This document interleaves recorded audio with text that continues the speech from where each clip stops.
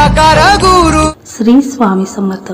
स्वामी महाराज तुमच्या मनातील सर्व चांगल्या इच्छा पूर्ण करोत एवढे स्वामींच्या चरणी प्रार्थना करते आणि आजच्या व्हिडिओला सुरुवात करते.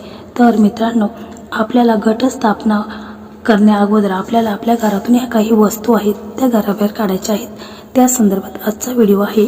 तर व्हिडिओ खूप महत्त्वपूर्ण आहे आणि तो मी अगदी थोडक्या भाषेमध्ये सांगण्याचा प्रयत्न करणार आहे. तर व्हिडिओ तुम्ही शेवटपर्यंत पहा आणि तुम्ही चॅनलला सबस्क्राईब केला नसेल तर चॅनलला सबस्क्राईब करा, जेणेकरून माझे नवनवीन व्हिडिओ हे तुमच्यापर्यंत सर्वात आधी पोहोचते. तर नवरात्री वर्षातून 4 वेळा साजरी केली जाते. माघ, चैत्र, आषाढ आणि आश्विन महिन्यात आश्विन नवरात्रीला शारदीय नवरात्री म्हणून ओळखले जाते. शारदीय नवरात्रीचे 9 दिवस शक्ती स्वरूपा दुर्गा देवीची पूजा केली जाते. असे मानले जाते की माता दुर्गामध्ये विश्वाच्या सर्व शक्ती आहेत. नवरात्रीमध्ये दुर्गा मातेची पूजा केल्याने सर्व समस्या नष्ट होतात, नवग्रहांचे अशुभ प्रभाव दूर होतात, जीवन आनंदी होते. घटस्थापना शारदीय नवरात्रीच्या पहिल्या दिवशी शुभ मुहूर्तावर केली जाते.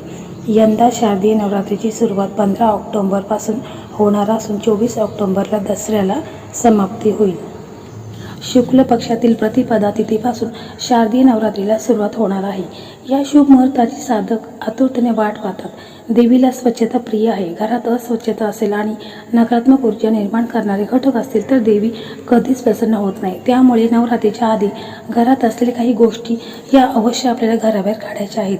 म्हणजे नवरात्रीमध्ये आपल्याला साफसफाई करताना काही खास गोष्टी आहेत त्या घरातून काढायच्या आहेत. तर नवरात्रीमध्ये आपण घटस्थापना करण्याआधी आपल्याला ह्या काही गोष्टींचं पालन देखील करायचं आहे. तर आपल्याला कांदा लसूण हा अजिबात खायचा नाही, कारण कांदा लसूण हा तामसिक वस्तू मानले गेलेले आहेत.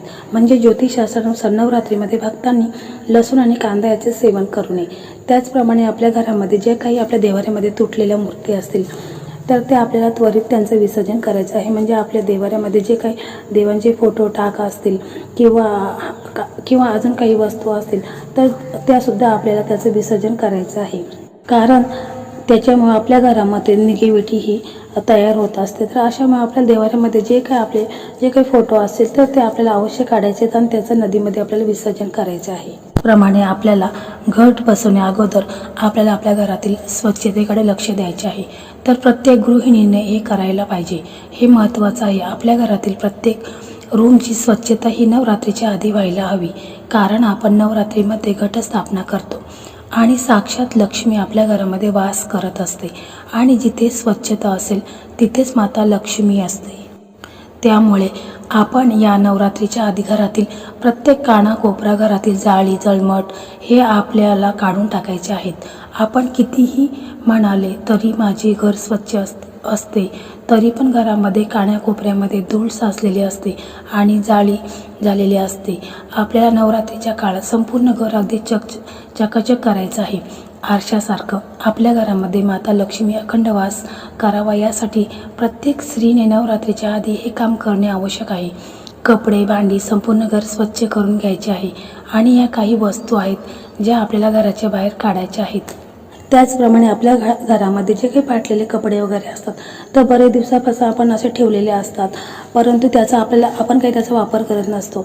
तर ते कपडेसुद्धा आपल्याला घराबाहेर काढायचे आहेत आणि त्याच्यामध्ये जर चांगले कपडे असतील तर ते आपण ठेवायचे आहेत आणि जे असे फाटलेले वगैरे असतील तर ते काढून टाकायचे आहेत. त्याचप्रमाणे मित्रांनो, आपण आपल्या घरात वास्तूत अनेक गोष्टी ठेवत असतो, परंतु ह्या वस्तू असतात त्यात सकारात्मकता काही नकारात्मक ऊर्जा भरलेली असते.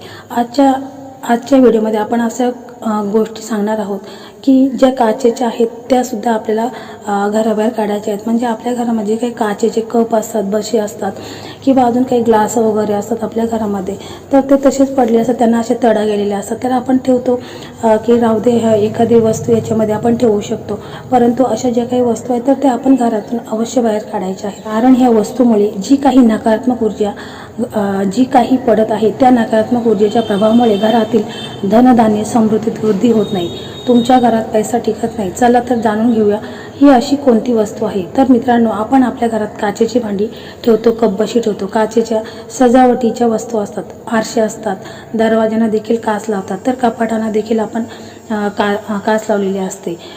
तर ह्या सर्व काचेच्या वस्तू एका विशिष्ट प्रकारची ऊर्जा परावर्तित करत असतात. म्हणजे जी काही ऊर्जा आपल्या घरात येते तिला द्विगुणित करण्याचे काम या वस्तू करत असतात. ह्या वस्तूपैकी एखादी तरी गोष्ट फुटलेली असेल, एखादी वस्तू एखादी अशी वस्तू असेल जिला तडा गेलेली असेल, तर अशी तडा गेलेली काचेची वस्तू आज घरातून बाहेर काढा. कारण तडा गेलेली वस्तू ही आपल्यातून खूप मोठ्या प्रमाणात नकारात्मक ऊर्जेची निर्मिती करत असते.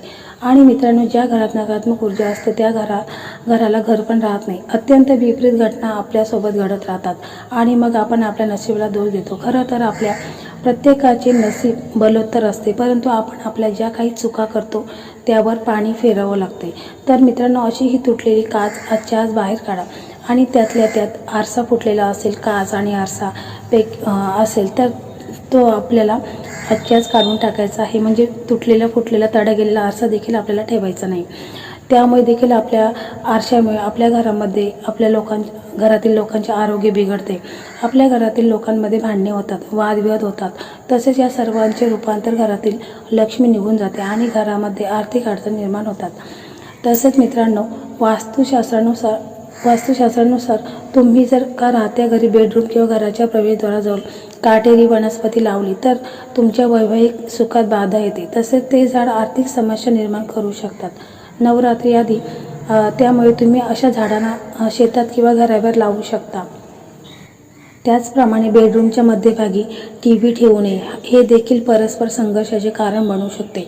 पण जर तुम्हाला या खोलीत TV ठेवायचे असेल तर तुम्ही तो दक्षिण-पूर्व कोपऱ्यात ठेवू शकता. त्याचप्रमाणे सुकलेली झाडे घरात ठेवू नयेत, ते नकारात्मकता पसरवतात. तुमच्या सर्व घरातील रोपे चांगल्या स्थितीत असल्याची खात्री करा. हिरवीगार झाडे सकारात्मकतेचा संचार करतात. तुमच्या घरातील रोपांची काळजी घ्या, त्यांना आवश्यकतेनुसार पाणी घ्या. त्याचप्रमाणे अशा प्रकारे नवरात्रीमध्ये आपल्याला ही साफसफाई करताना घरातील ह्या वस्तू घराबाहेर काढायच्या आहेत. त्यामुळे घरातील नकारात्मकता ही कमी होते, घरामध्ये सुख समृद्धी येते. त्याचप्रमाणे मित्रांनो, आपल्याला आपल्या घरामध्ये जे काही बंद पडलेले घड्याळे असतात, इलेक्ट्रॉनिक वस्तू असतात, त्यासुद्धा आपल्याला घराच्या बाहेर काढायच्या आहेत. आणि आपल्या घरामध्ये जे काही फाटलेले बूट, चपला ते पण आपण घरामध्ये ठेवायचे नाहीत. कारण नवरात्रीच्या आधी घराच्या बाहेर काढावे. गंजलेल्या वस्तू घरामध्ये ठेवू नयेत. या नवरात्रीच्या आधी पूर्ण घराची स्वच्छता करून बिनकामाच्या वस्तू घराबाहेर काढायच्या आहेत, जेणेकरून माता लक्ष्मी आपल्या घरात अखंड निवास करेल. तर मित्रांनो, अशा प्रकारे आपल्याला ह्या नवरात्रीमध्ये घटस्थापनाच्या अगोदर आपल्याला ह्या घरातून काही वस्तू आहेत त्या काढायच्या आहेत. त्यामुळे आपल्या घरामध्ये सुख समृद्धी कायम राहते व लक्ष्मी माता, दुर्गा माता ही आपल्याला प्रसन्न होते व आपल्याला आशीर्वाद देते. तर मित्रांनो, आजचा व्हिडिओ तुम्हाला कसा वाटला कमेंटमध्ये नक्की सांगा. आणि जर व्हिडिओ आवडला असेल तर लाईक करा, शेअर करा आणि चॅनलला सबस्क्राईब करा. धन्यवाद.